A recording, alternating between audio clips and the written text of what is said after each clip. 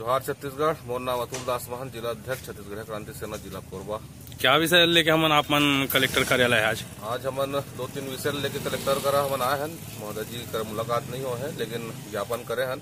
वह विषय ये है कि छत्तीसगढ़ राज्य में और खासकर हम कोरबा जिला के बात करें तो कोरबा जिला में जितना कन चौक चौराहा है तेमा छत्तीसगढ़ महतारी के प्रतिमा, छत्तीसगढ़ के पुरखा मन के प्रतिमा, छत्तीसगढ़ के विभूति मन के प्रतिमा के स्थापित हो। ये विषय लेके हमन कलेक्टर मैडम करा मांग करे हैं कि हमन ला स्थान प्रदान करे।